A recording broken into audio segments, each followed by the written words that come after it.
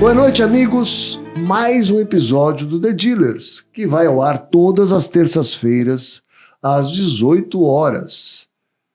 Mais uma vez, contando um episódio da distribuição automotiva do Brasil e do mundo. Sempre com um convidado especial. Esse daqui tem história. Mas muita história. Inclusive, assim, a gente se conhece há muitos e muitos anos. E, além de tudo, ele é um excelente contador de histórias. Ele é conhecido como o Sr. Mitsubishi, Mr. Mitsubishi. Eu estou falando do Marcos Cardoso, da Nara Veículos de Brasília. Isso. É um prazer ter você aqui, Marcos. Bom, Caporal, o prazer é todo meu. Contador de histórias é ótimo, realmente, né? Hoje, passados 32 anos, a Nara é a primeira concessionária Mitsubishi hoje do Brasil.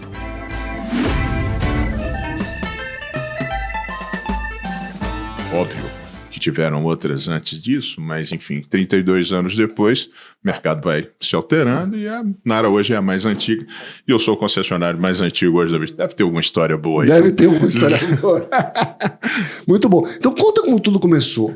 Porque assim, você tinha uns 20 e poucos anos, não tinha? Isso, eu tinha 29 anos. 29 anos. E eu comecei, na realidade, operando Subaru, né, em 1991 para 92. E o Subaru era importado pelo Sr. Carlos Alberto. Exato, não, nessa época era um Panamenho. Um Panamenho. É isso. E aí, naquela oportunidade, existia a ABIVA, que era a Associação Brasileira dos Importadores de Veículos, e como a ABIVA não tinha estrutura, o presidente ele ficava 2 anos em cada importadora. E aí, saindo do tempo dele da Subaru, ele foi para Mitsubishi, na época MMC, tá? E ficou lá ele ficava como vice-presidente institucional. Era o Emílio. Exatamente. Giulianelli. Emílio Giulianelli. Pai do Fernando Giulianelli. Exatamente. São as primeiras grandes coincidências de várias histórias. Né? Muito bom. E aí eu fico assim, né? Trabalhei com o pai e o filho. E hoje é CEO da Stock Cars do Brasil, não é Exatamente, isso? exatamente. Bem. E o Emílio me conhecia da Subaru, né? Do tempo que ele foi vice-presidente Subaru. A Mitsubishi precisava de um concessionário em Brasília. Eu sou nascido em Brasília, né? Tenho uma idade da cidade.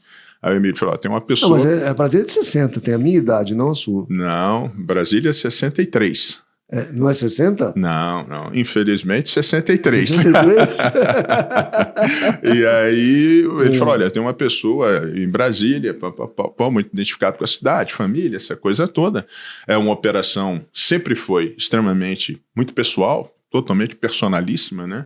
E eu tenho a pessoa certa. E naquela oportunidade, por isso se você usou o termo Mr. Mitsubishi, se trazia para a marca a pessoa que pudesse ser um Mr. Mitsubishi, o embaixador da marca na cidade, né? E foi assim, entrei na Mitsubishi com o Emílio, né? E a história depois passa pelo filho. Muitos anos depois eu entro então, na realidade, HPE, depois da MMC, e está lá o Giulianelli, né? Fernando Giulianelli. Eu olhei e falei, esse nome, né? É conhecido, né?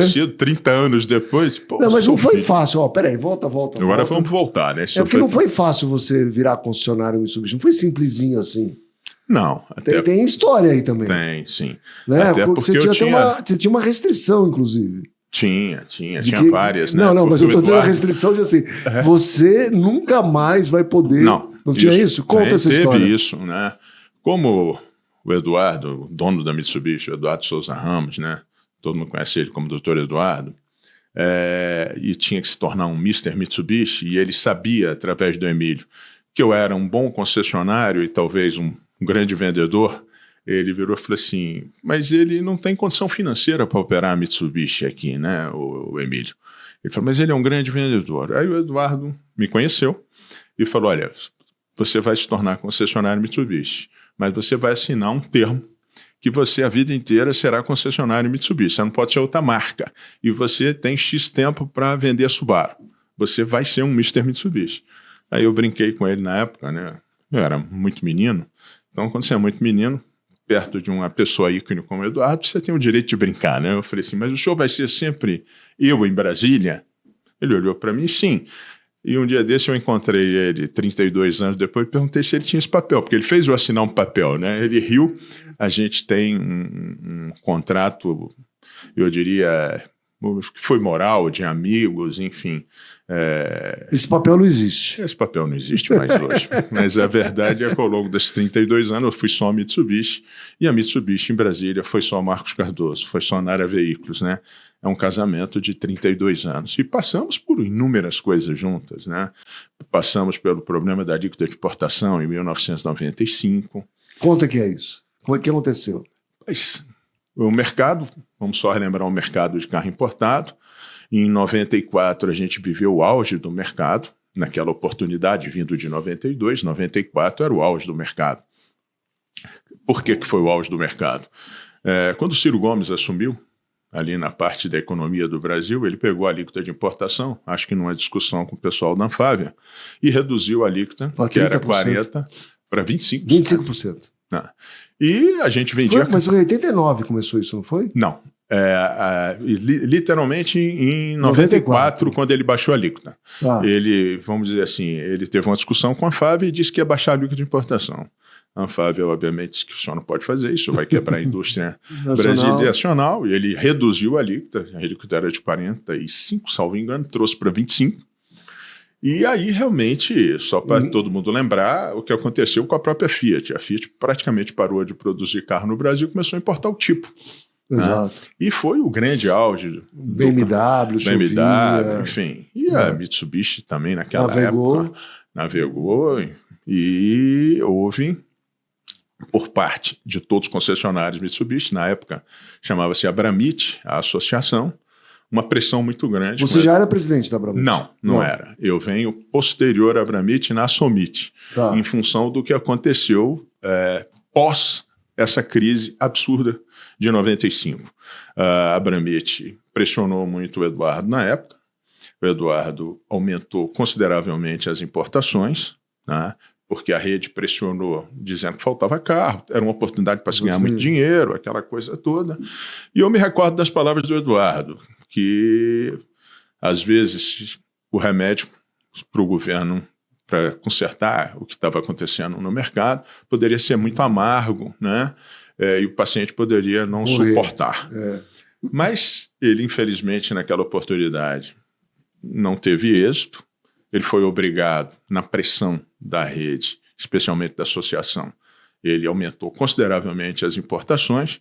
Quando foi no 1º de março de 1995, o governo, com a saída do Ciro Gomes, a entrada da Dorothea Werneck, a alíquota de importação, que na oportunidade veio a 25%, foi a 70%.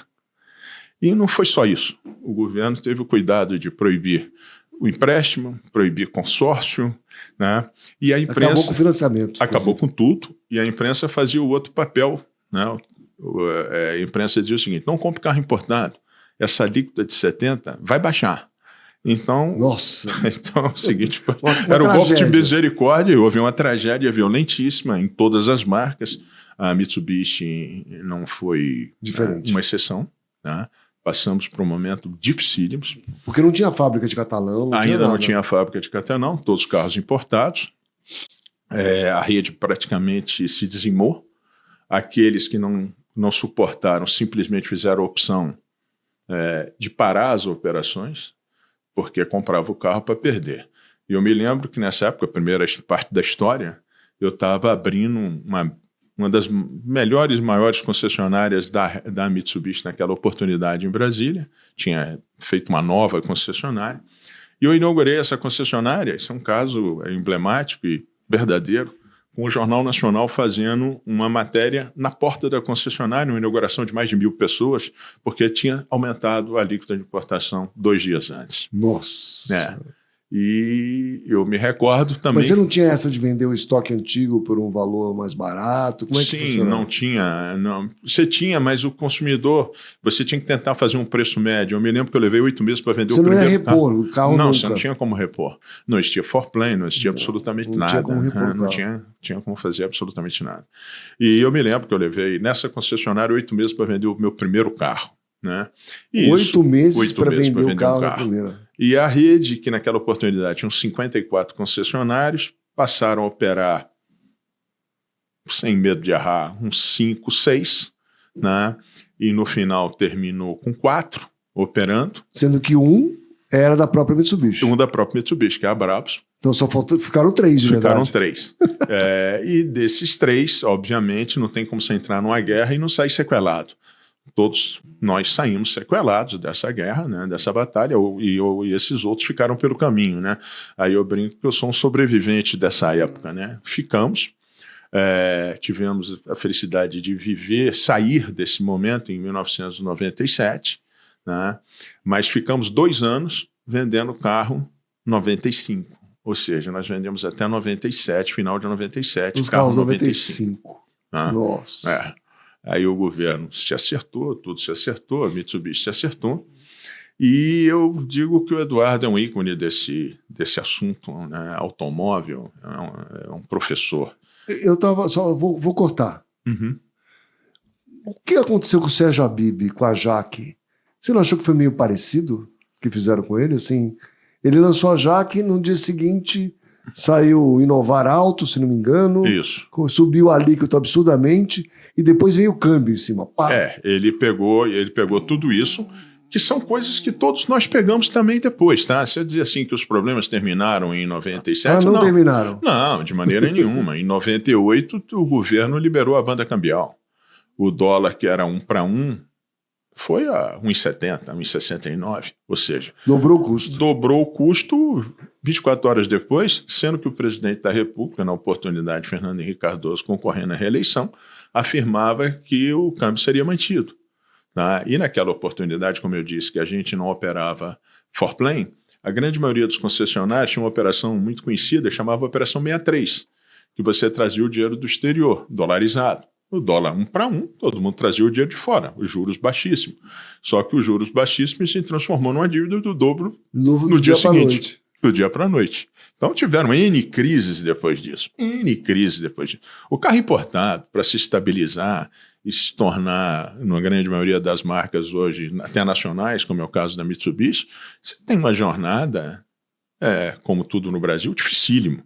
Eu brinco que vamos chamar assim, a grande valia da minha empresa são 32 anos no mesmo CNPJ, porque é um negócio quase impossível. Quase impossível no Brasil. É feito para que isso não aconteça. E quando eu digo que o Eduardo é um ícone do negócio, porque no auge da crise surgiu a ideia de fazer uma fábrica. E talvez o Eduardo, naquela oportunidade, tivesse realmente 4 concessionários, com um deles 5. Né? E ele vem com a fábrica de Catalão. Né? Ou seja, o primeiro a montar uma fábrica e outra fora do eixo, vamos chamar assim, o eixo São Paulo, da Grande São Paulo, e vai para o centro-oeste do Brasil, tá? Numa terra extremamente árida que é Catalão. Né? Só o Eduardo realmente para apostar numa situação dessa. Né? Depois de tomar tanto... Depois de ter tomado tanta pancada, muita pancada, pancada do governo, pancada da rede. Né? E quando você virou, eu esqueci de falar no grande currículo dele, que ele é presidente da Somit há quantos anos? Desde 98. Ou seja, 26 anos? 26 eu tive anos. um intervalo, uma lacuna que eu pedi de 4 anos. Você pediu pedi de 4 anos sabáticos. É isso, eu tenho 24 anos no assunto, né? E entrei em 98, quando a operação foi literalmente retomada, a rede reagrupada, os concessionários que até então tinham parado a operação voltaram para o negócio, e aí sai a Abramit, e entra a Somit. E aí eu entro como o presidente da Somit. Aí eu já estou um pouquinho mais maduro, né? Eu tinha 29 anos, aí em 98 eu já tinha 6 anos a mais. E aí assumo a Somit, tá? E aí tem um ano sabático ali em 2014, se eu não me engano, para 18, e depois voltamos, né? Mas foram N crises no Brasil, N crises. E todas as vezes que as crises aconteceram, normalmente elas vieram de um bom período. Basta lembrar 2010, depois 2012. Depois veio a Dilma. Pá. Depois veio a Dilma e me devolvam tudo que vocês conseguiram, ganharam, me devolvam tudo. E aí muita gente fechou concessionária, essa coisa toda, que fez parte, infelizmente, do negócio.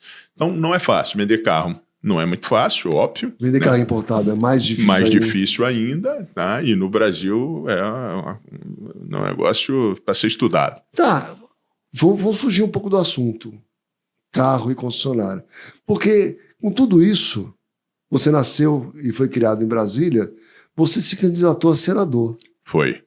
E por que essa história de entrar para a política? Porque você queria mudar o Brasil. É um pouco de tudo, né? Eu tenho uma família, meu avô foi senador durante muitos anos. E como aquela história de você querer devolver um pouco para a cidade o que a cidade lhe deu. Porque você ama Brasília. Eu amo Brasília, Isso né? Minha família chegou lá em 1959, 60. Nasci na cidade nessa época. Teve os filhos na cidade, casou, filhos, separou. Casei novamente na cidade, tenho 5 filhos brasilienses, 4 netos brasilienses, quer dizer, amo absurdamente Brasília.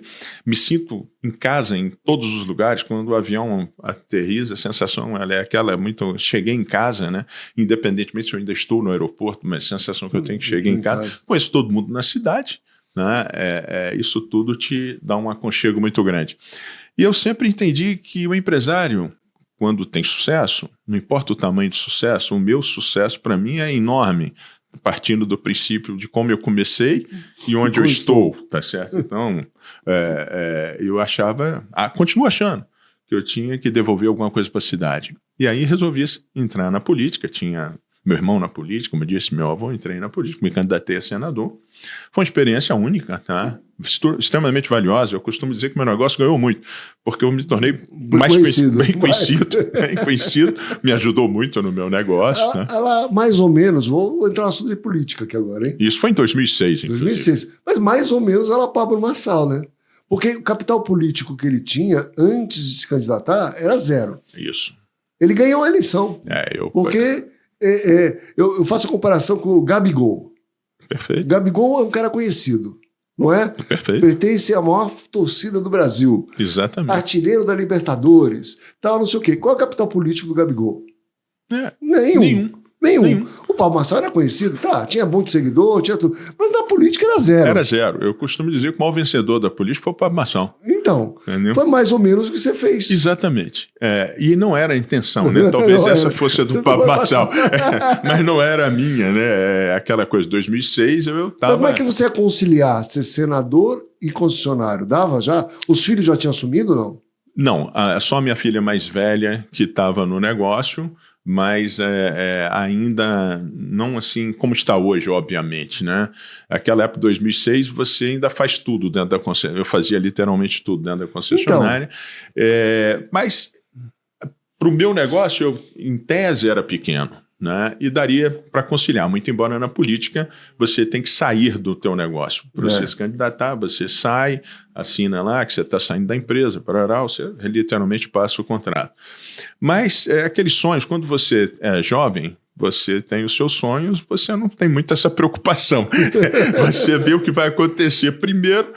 Se der certo, você vai ver o segundo passo. O primeiro era tentar ser eleito, né? E foi um passo grande que eu dei, porque eu podia ter tentado sair. Lá em Brasília, é diferente aqui, vocês têm deputado estadual. A gente lá é o deputado distrital, né? Podia ter tentado deputado estadual, deputado federal. Você já foi para senador? Fui, porque eu tinha uma chapa muito interessante, né? Eu tinha na oportunidade, talvez o político mais carismático da cidade naquela oportunidade, que era o Arruda, e o vice dele era um ex-sócio meu, né? Um grande amigo, que é o Paulo Otávio, talvez o maior empresário do Distrito Federal. Ele era o vice. Então era uma chapa que a gente tinha vamos chamar assim... Uma formação boa. Boa, e uma amizade muito grande, né? Tanto do Arruda, o Paulo, eu, era uma amizade muito grande, feita ao longo de muitos anos.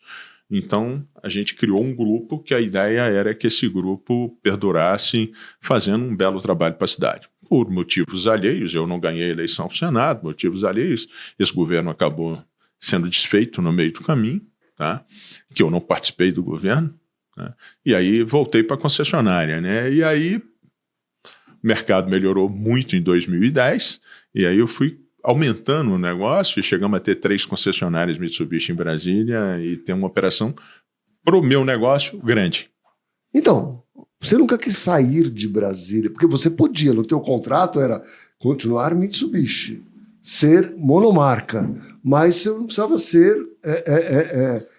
Somente em Brasília. Somente em Brasília. Não precisava. Eu aprendi um negócio lá atrás com o Eduardo, talvez eu tenha pulado aqui. O Eduardo, quando pediu não, né? Naquela oportunidade ele exigiu, entendeu? Que eu fosse só Mitsubishi. Ele me ensinou uma frase, eu digo essa frase para ele até hoje, digo para meus filhos, você tem um barco, uma canoa. Minha canoa não era grande, né? E se eu quisesse ter 2 canoas, eu ia ter que botar o pé numa canoa, o outro pé na outra canoa. Normalmente uma vai para a direita e a outra vai para a esquerda. E você vai molhar, literalmente, o bumbum. Entendeu? Então eu aprendi essa frase com ele, que eu tinha que escolher uma canoa. E eu escolhi a canoa da Mitsubishi. E depois entendi que o negócio, e continuo afirmando isso, que o negócio é extremamente pessoal, é personalíssimo vender a Mitsubishi. Durante muito tempo, meus filhos sabem disso, quem está em Brasília, né, Marcos Cardoso virou Marcos Danara. Eles confundem com o próprio negócio, não é Marco Danara, né? E isso fez entender que se eu talvez saísse de Brasília e fosse para um lugar mais próximo... Esse é um Marcos desconhecido. Esse é um Marcos desconhecido. Não seria o Marcos Danara. E o sucesso que eu sei que a Mitsubishi tem em Brasília, que eu sempre preservei, e entendo isso como o meu maior, vamos chamar assim, maior bem que eu tenho, eu não teria em outro lugar. E isso poderia não só atingir a própria Nara em Brasília, no que diz respeito à estrutura financeira e tudo mais, como a mim próprio e a própria Mitsubishi, né? Então a escolha foi ser o melhor concessionário em Brasília, o melhor concessionário que eu pudesse ser em Brasília, né? Essa sempre foi a minha intenção. Eu sempre digo isso para os meus filhos, né? Ontem eu usei um termo para o meu filho muito interessante. Estava aqui numa reunião em São Paulo e eu falei, olha, você não precisa ser grande para você ser respeitado. Você tem que ser um bom concessionário para ser respeitado. Não importa o tamanho. Eu sei que eu sou muito pequeno, mas eu sou muito bom naquilo que eu faço. E aí, por ser isso, eu sou respeitado, mesmo sendo muito pequeno.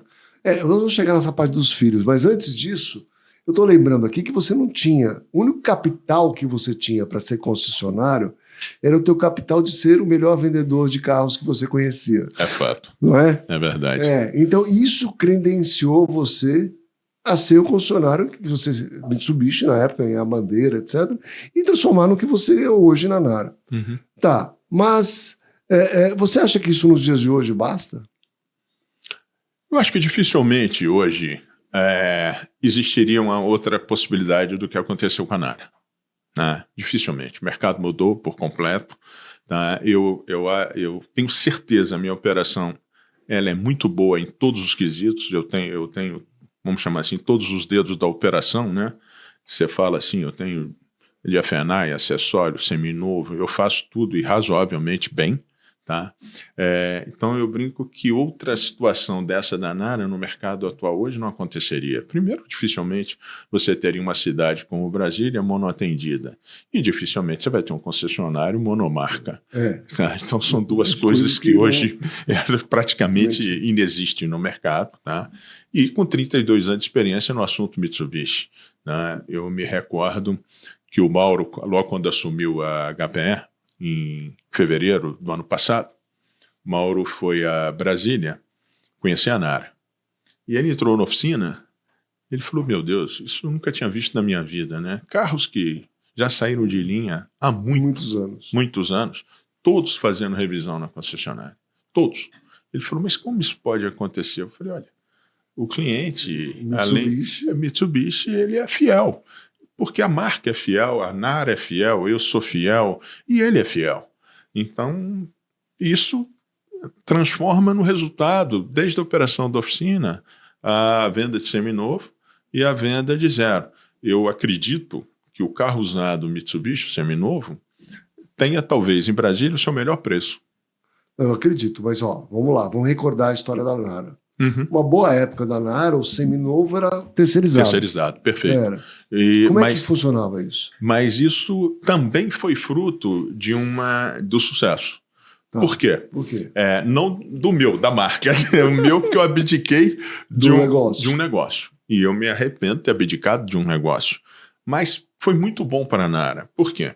Eu fiz uma parceria com um empresário que hoje é um homem de extremo sucesso. O Gilmar. De um sucesso absoluto em Brasília, muito maior do que eu, e eu fico muito feliz por isso. Ele começou comigo e é infinitamente maior do que eu. E eu me sinto muito feliz por isso. Muito feliz. Nós vamos trazer ele aqui, tá? Você me ajuda a trazer com ele certeza, vai ser um prazer. Ótimo. Mas o Gilmar, naquela oportunidade, ele precisava de fazer uma redundância, ele precisava de uma oportunidade. Exato. E a Nara era a oportunidade da vida dele. E ele fez do meu seminovo um negócio diferente de qualquer seminovo. Que bacana. Então, o sucesso que eu venho do seminovo foi semeado pelo Gilmar, que era o negócio dele. Hoje não é mais necessário. Como eu disse, ele ficou muito grande.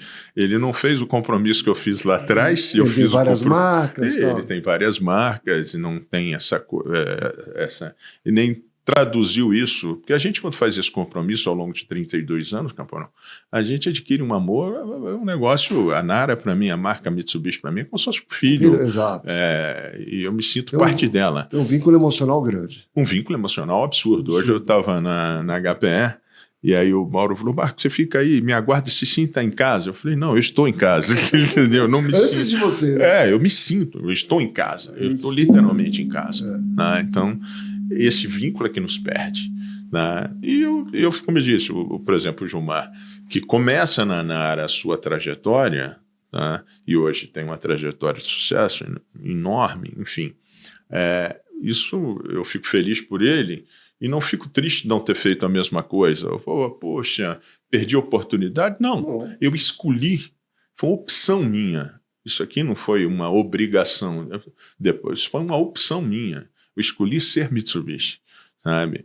Eu acho que isso é o mais importante, é quando você tem o direito da escolha. Eu escolhi ser Mitsubishi, eu escolhi ser só Mitsubishi, eu escolhi ser, dentro da minha ótica, entenda, com todo respeito a todos os concessionários, óbvio, eu escolhi ser o melhor concessionário, que eu entendo como o melhor concessionário. Tá? É o cara que vive o negócio Mitsubishi, eu vivo o negócio Mitsubishi. Tá? É basicamente isso. E tem outros monomarcas pelo Brasil, assim, igual você? Sinceramente, um que você me disse, que é o Pedragon. Não, ele é monomarca, mas Mitsubishi tem? Não, Mitsubishi? Nenhum. Monomarca, eu acho que hoje nenhum mais. Nenhuma. Não. Na minha época, quase todos. O Zé Henrique, que está me devendo, falou comigo ontem, vai vir aqui. Ele é monomarca Chevrolet. E ele pensa muito parecido com você. É muito legal. Era tempo de trocar uma ideia, vocês dois. Eles estão em Brasília também. Sim, então. E a gente se conhece, já estivemos juntos várias vezes. Mas é muito interessante. Só que ele é muito grande. Ele é muito grande. Ele tem várias praças. Ele tem várias praças, exatamente. Vou mandar para ele isso aqui. Uhum. Mas vamos lá. E aí, em algum momento da Nara, você resolveu fazer uma transição. Sim. Os teus filhos cresceram. Tal. Uhum. Apesar que eu ouvi falar que você botou eles para trabalhar na Nara de castigo. Quando começou? Quando começou. 16 anos, era mais ou menos assim. Mas era uma punição trabalhar. Era uma punição. Mas você tocou num assunto muito interessante. A vida que eu levava naquela oportunidade, eu casei muito cedo. Né? 18 anos eu já tive o primeiro filho, com 22 eu tinha 4 filhos. Né? Então, nossa, minha diferença de idade não é muito grande para minha filha mais velha, e tem 44 anos. Então, a diferença de idade não é tão grande assim. E aí o que acontece? Eu acho que eles viram a vida que eu levava e eles entendiam que não queriam aquilo para eles. Porque naquela oportunidade, você entendeu, assim, vender carro importado, primeiro, era de domingo a domingo. Então, quando a concessionária fechava no sábado, você domingo ia para a porta de restaurante, para dentro de aeroporto. Para vender carro. Para vender carro. Eu me recordo que tinha um restaurante muito bacana em Brasília, chamado Piantella, onde todos os políticos se reuniam. Tinha até a sala Ulisses Guimarães. Eu ouvi falar, mas eu nunca cheguei nem perto. Já fechou, mas enfim, tinha até a sala lá Ulisses Guimarães. Isso. E eu me recordo que eu, aspas, né, chamado de empresário, eu era um vendedor de carro. Eu botava o carro na porta do restaurante, né? Obviamente fazia uma parceria, e eu pagava, quer dizer, a empresa pagava a sobremesa do domingo, e o carro ficava exposto na porta. E quem botava o carro na exposição e quem mostrava o carro era eu. né? Quem botava o carro no aeroporto eram minhas filhas. Então, eu acho que os meus filhos começaram a ver isso como uma punição, realmente, porque não queriam aquela vida para eles, né? Era uma vida assim, fim de semana em estacionamento de shopping, quando me lembro que inaugurou o Walmart em Brasília, quando começaram os hipermercados, era o máximo, né? E aí eu também botava o carro no sábado, às tardes de sábado, e os domingos eram... Não existiam para a família. Não existia, chance zero. Eu não me recordo... não falo isso com nenhum orgulho disso, tá? Trabalhar faz parte, eu me orgulho, mas não ter acompanhado muito os meus filhos crescerem nessa época, tem festinha de crianças, chance zero. Viagem de 20 dias, 30 dias no Nordeste, que era o que o dinheiro dava, chance zero também. Então eu brinco que quando eles foram para a concessionária era mais ou menos um castigo. Eles falam, isso aqui não é um negócio bom, não é um negócio legal, aqui vai trabalhar muito. Mas você sabe que eu escuto de vários sucessores assim, isso, principalmente reclamando da montadora, reclamando do mercado, etc. E quando eu digo sucessor, não, vamos voltar herdeiro. Sucessor que vai trabalhar. Ele fala assim, eu não quero ir para o negócio porque não é essa vida que eu quero para mim. É fato.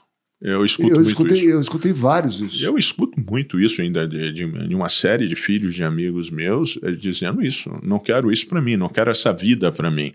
E olha que hoje melhorou infinitamente do que era. Claro.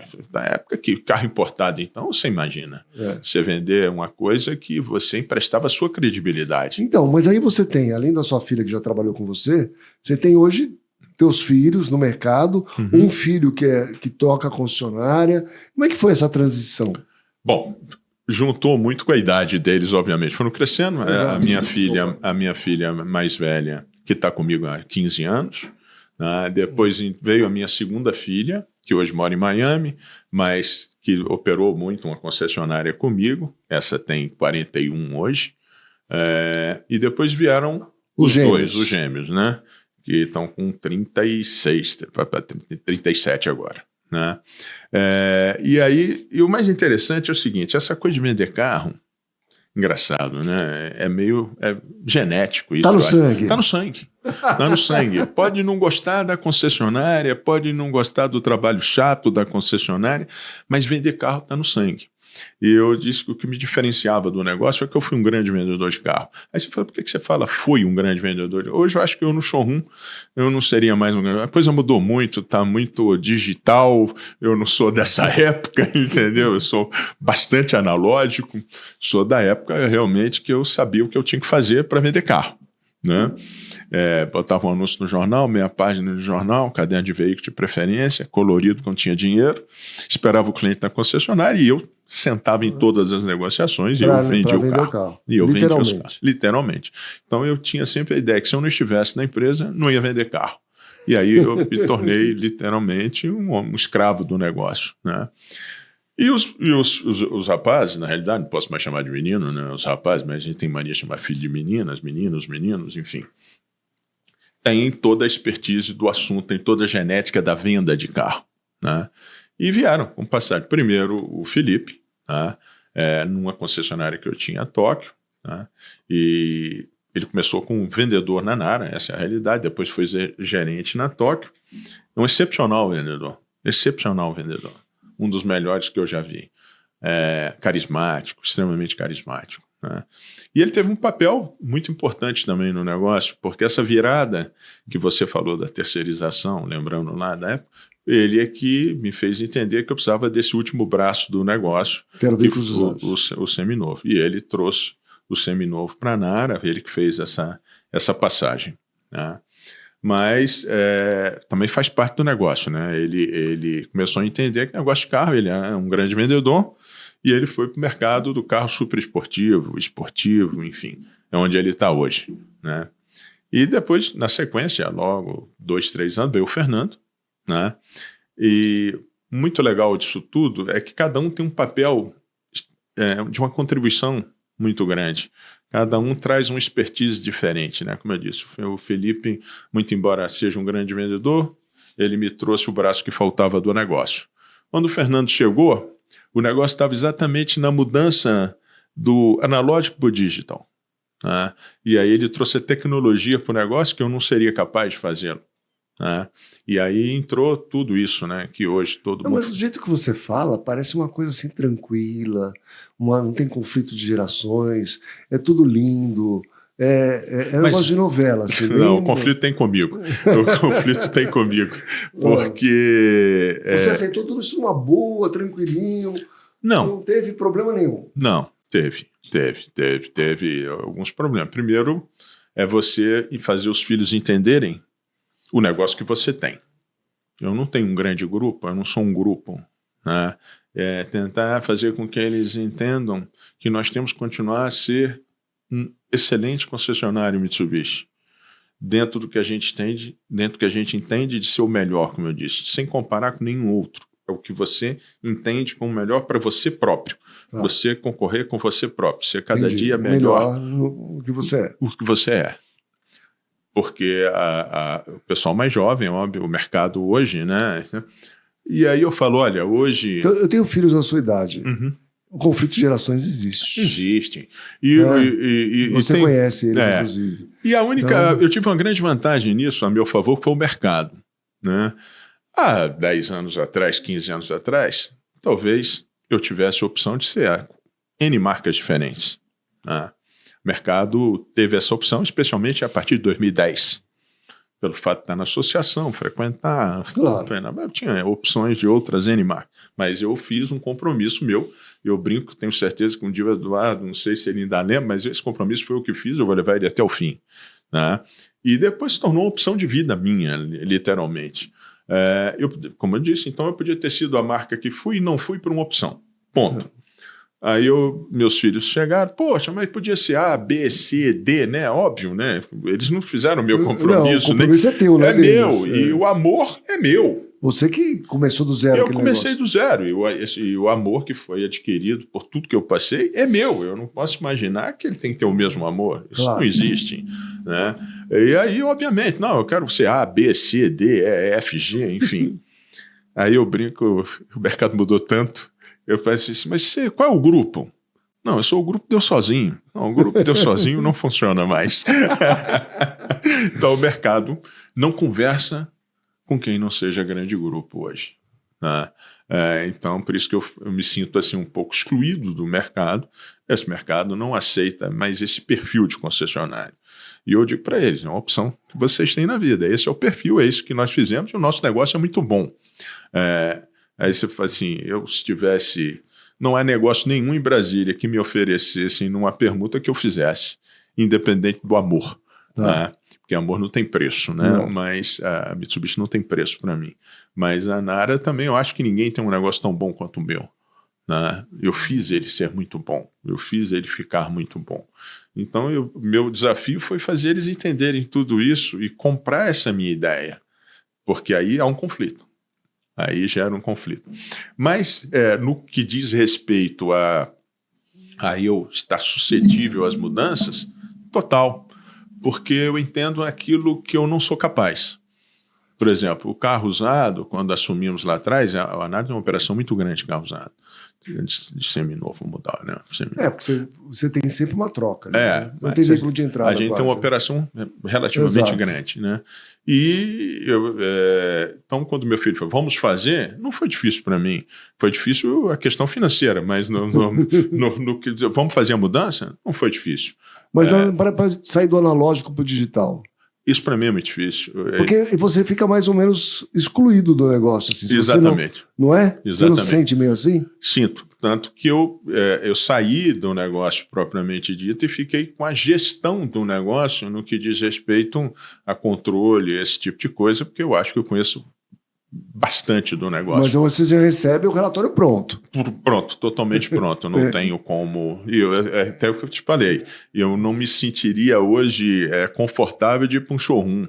Tá? Veio um lead, não foi um cliente. Você tem Instagram, não? Não, tenho Instagram. Não tem Instagram. Não tenho Instagram. Não dá para trabalhar na Nara se não tem Instagram hoje. Não tem. É impressionante isso. Não tem. Então, por isso que eu disse, eu acho que hoje eu não tenho como mais ir para o showroom. E eu acho que também por isso hoje a procura pelos grandes grupos hoje, o negócio ficou muito impessoal. Né? Ficou muito impessoal. Né? Apesar de que a maioria é tudo empresa familiar, ela tem o seu dono, tem sua carinha de alguma forma. Quanto mais cresce o grupo, mais impessoal fica. É o que eu digo. Quanto maior o grupo, quanto maior o número de marcas, mais impessoal fica. O negócio Mitsubishi, o meu cliente, quando eu digo meu, entenda, ele é cliente da marca, né? Mas até isso muda, o meu cliente. Ele sabe quem eu sou, ele sabe meu nome, ele me encontra, ele sabe. Não, então, esse papel ainda, que independe do digital, que você ainda exerce, sim, em relação, inclusive, em relação ao governo, em relação à montadora, perfeito, em relação até com o seu papel associativo com a rede. Perfeito, é isso aí. Isso é teu papel, isso esse você é o meu faz papel. muito bem. Eu faço bem. E não precisa nem dos meninos, nem do digital. Não, exatamente. Não preciso nem deles, nem do digital. É verdade. É verdade. E talvez eles tivessem muita dificuldade de fazer esse outro lado. Exatamente. Talvez daqui a uns 20 anos seja diferente. Exatamente. E tem uma coisa, essa coisa associativa muito interessante, Caporão. Como eu entrei muito cedo na Mitsubishi de idade, e normalmente quem operava carro naquela época, até hoje também, até por uma questão de recursos financeiros, na época, então, o pessoal mais velho. Então, eu tinha 29 anos, eu era o mais novo, né? Aí um dia o Mauro virou para mim, como é que você conhece todo mundo que foi e que é do negócio? Não, é porque eu trabalhei com todo mundo que foi e agora eu estou com os filhos do que já foram, entendeu? Literalmente, com os filhos. Não, mas acontece comigo, né, de certa forma, né? Porque com certeza. Tem algumas gerações que eu acompanhei o avô, o pai e o filho. É isso. Né? Hoje estou acompanhando o filho. Eu me lembro que na época eu criei a Somit Jovem, e hoje vários diretores da Somit Jovem são os meus diretores na associação. Que legal. E tenho eles todos como se fossem sobrinhos, muito queridos, todos, entendeu? E não me sinto velho, porque entrei muito novo no negócio. Muito novo no negócio. Um concessionário de 60 anos não é um concessionário velho, né? Mas 32 anos na mesma marca é difícil. É difícil. É difícil. Não, é quase... eu não conheço, assim. Deixa eu ver, deixa eu lembrar. Tem alguns ainda hoje, né? Tem concessionário de 70 anos. Tem. Volkswagen. Mas você vai pegar essas marcas tradicionalíssimas. Exatamente. Exato. Mas e já está na... Não, mas é difícil você ter ainda o fundador... operando o negócio. Operando. Ele já faleceu de alguma coisa. Exatamente. Assim. Tanto que grande, para acabei de dizer, muita gente, infelizmente, que também operou a Mitsubishi, já faleceu, que foram contemporâneos meus. Só que, como eu disse, eles mais velhos e eu mais novo. Então eu vivi todo esse E como é que você pedaço. pretende, assim... Nós todos sabemos que um dia não estaremos mais aqui. É certo? fato. É fato. Tá. E teus filhos já assumiram o negócio, estão tocando. Você acha assim, com essa invasão de marcas que você nunca viu na história da Não, indústria? nunca vi nada igual. Nada igual. Nada não igual. Tem. Eu também não. E aí, depois que você for embora, você acha que eles vão permanecer, só Mitsubishi, com essa proliferação, essa mudança de mercado? O que você acha? Você vai deixar esse legado para eles? Está aqui, ó. Deixei o que eu pensava, o que eu achava que devia ser, etc. Como é que eles dão continuidade nisso? Porque o próprio mercado, como você falou, ele vai apertando, né? Vai. Então, e eles não são mais um Marcos que viveu 60 anos. Não são. Então, eu acho que pode acontecer duas coisas, Caporal, dentro desse cenário, né? Primeiro, se eu demorar um pouquinho mais para ir, entendeu?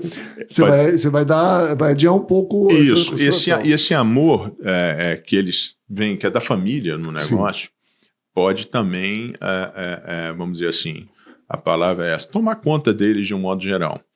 A segunda coisa é que eu acho que o mercado está, como eu disse, o mercado hoje ele está aberto aos grandes grupos. Como eu não sou um grande grupo, a gente até participa, é convidado e tal, aí começa uma negociação e aí a história, tem Instagram, tem LinkedIn? Não tem Instagram. Quais são as marcas que você opera? Não, eu opero Mitsubishi, olha, mas eu sou um bom concessionário. Não, mas a gente está atrás de grande grupo. Assim. Então, eu acho que isso eles também vão enfrentar essa dificuldade. Bom. Por não ter, talvez se ele tivesse começado mais cedo lá atrás, tivessem expandido. Como eles não vieram muito cedo, até porque, como eu disse, era um negócio que o pessoal mais jovem olhava e dizia, cara, isso para mim não, isso não é vida. Então, isso de certa forma afugentou, amedrontou que eles entrassem totalmente diferente quando você fala de herdeiros de marcas tradicionais. Sim. Volkswagen, Fiat, Ford lá atrás e GM, que assumir como herdeiros e trabalhar dentro de uma sucessão, para eles não era nada como se fosse um castigo. Eu não quero essa vida para mim. Mas eu te vejo nessas marcas também, sabe? De alguma forma. Mas como são marcas grandes, normalmente você tinha uma estrutura na concessionária. Tá? Na minha época, quando começou o carro importado, não existia estrutura nenhuma, absolutamente nenhuma.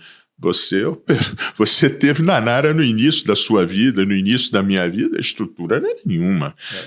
Minha esposa ajudava na oficina, eu não tinha gerente, era eu que vendia o carro. Era isso. E assim que funcionava no início, tá? Enfim. E se tivesse algum amigo precisando, você pegar, arrumar um emprego para ele te ajudar em alguma coisa. Então, era mais ou menos assim que funcionava. Então, essa falta de estrutura e essa dependência do negócio extremamente pessoal afugentava muito que os filhos quisessem esse tipo de vida para eles. Tá?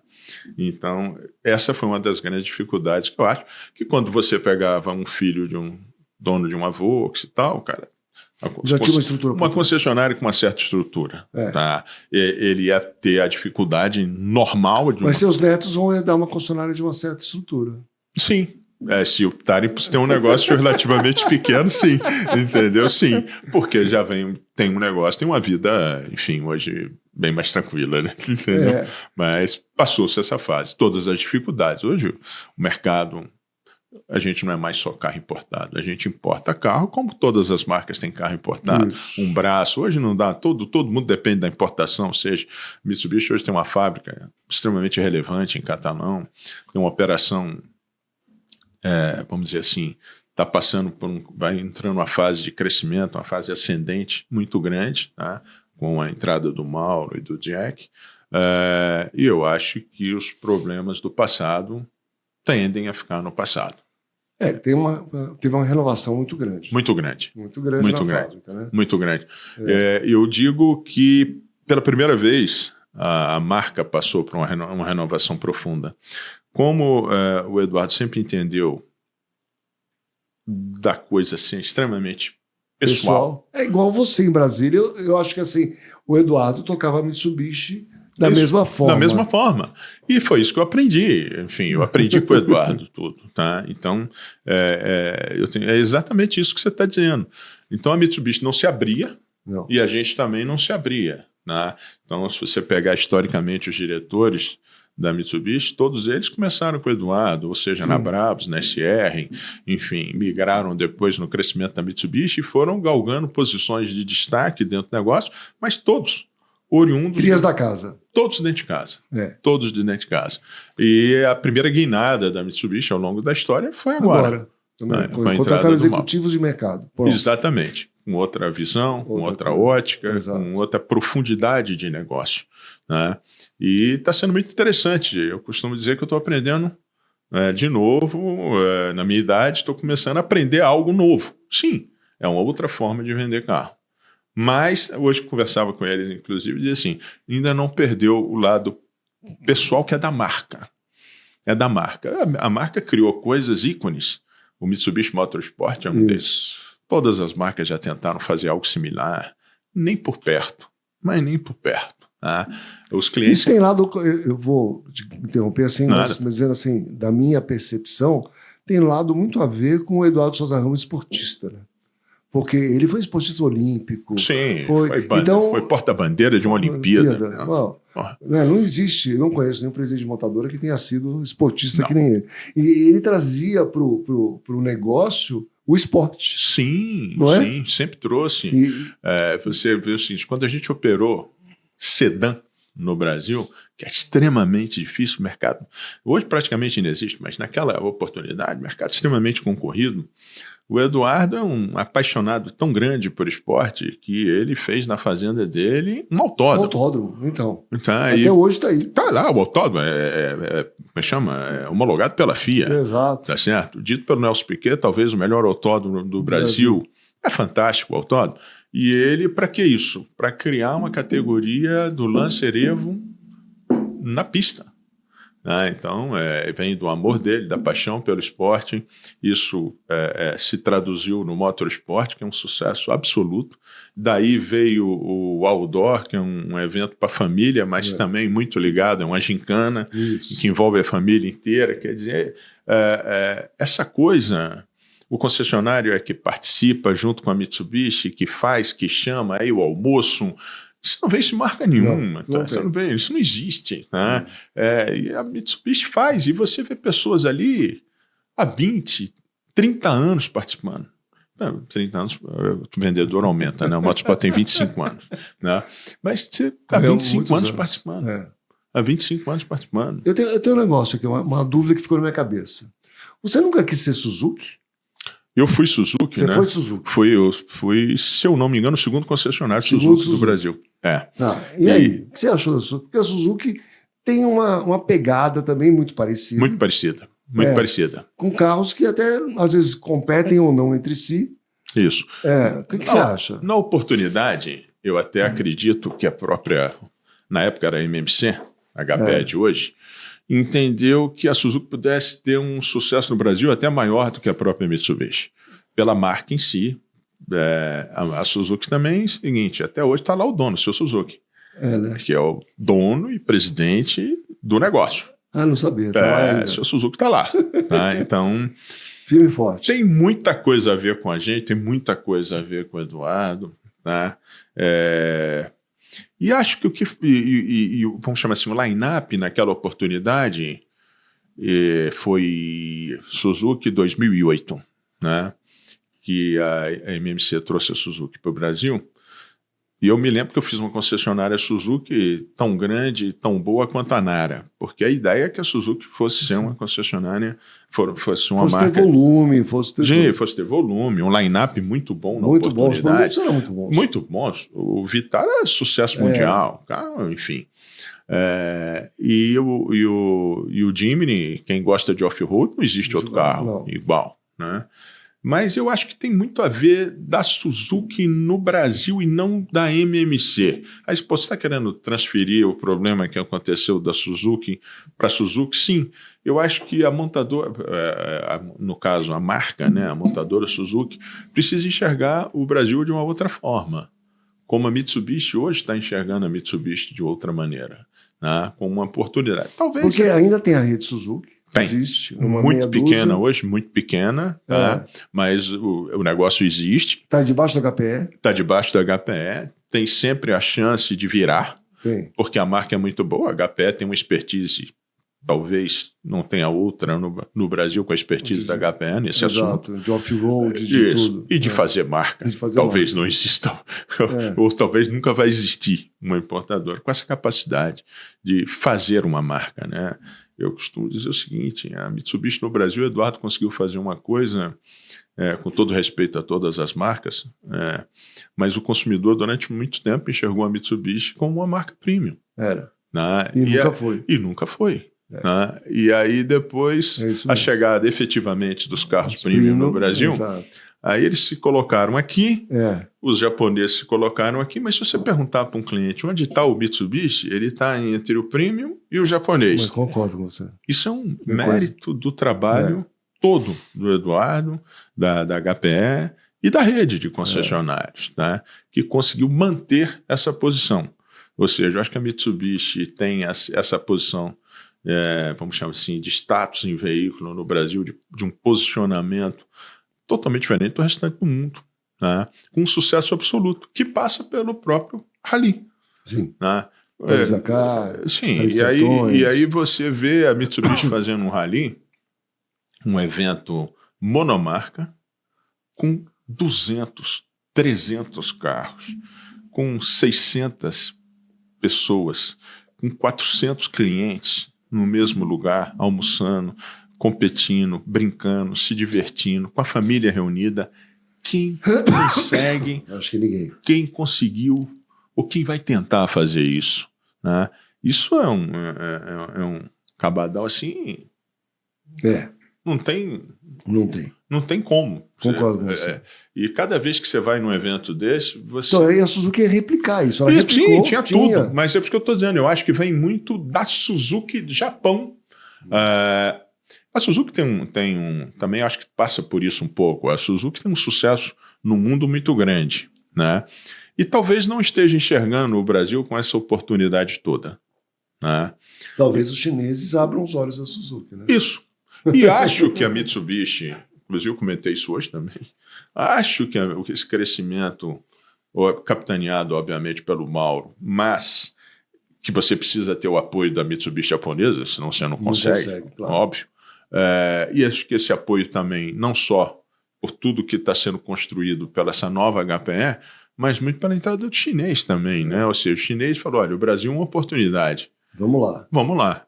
Por que os japoneses não podem melhorar o seu posicionamento no Brasil se o chinês já entendeu como uma oportunidade, né? E eu escutei de um amigo meu uma frase muito interessante, né? Todo mundo é louco aí atrás de carro elétrico chinês e tal, porque o carro elétrico, enfim. Um amigo meu que tem uma concessionária chinesa de carro elétrico, ele disse o seguinte, não se preocupa muito com isso não. Todo mundo terá um carro elétrico, todo mundo terá um carro híbrido, todas as marcas terão. Né? Sim. E aí, de novo, eu tenho que apostar numa canoa. A minha canoa me trouxe até aqui e ela vai me levar do outro lado. E a minha canoa também vai ter carro elétrico, também vai ter carro híbrido. Temos a chegada da Outlander aí agora em março do próximo ano, um carro maravilhoso.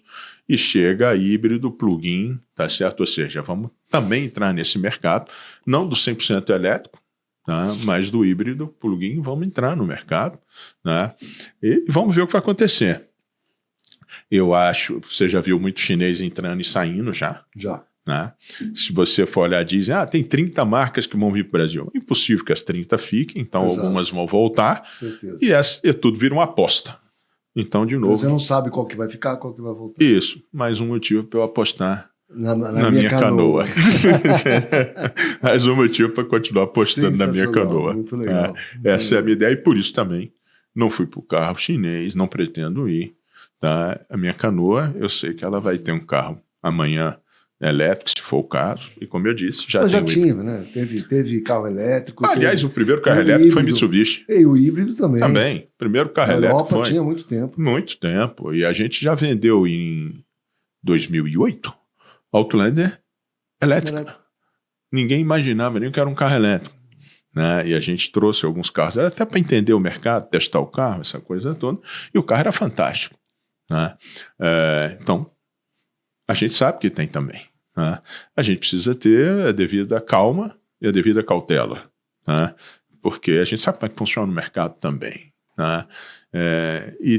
Aquela coisa, o que você adquiriu, volto a dizer, se você é pequeno, médio ou grande, se você adquiriu uma coisa chamada credibilidade no mercado, não dá para apostar a sua credibilidade num assunto outro, numa marca que você não tenha 100% de certeza que a sua credibilidade não vai ser minimamente arranhada.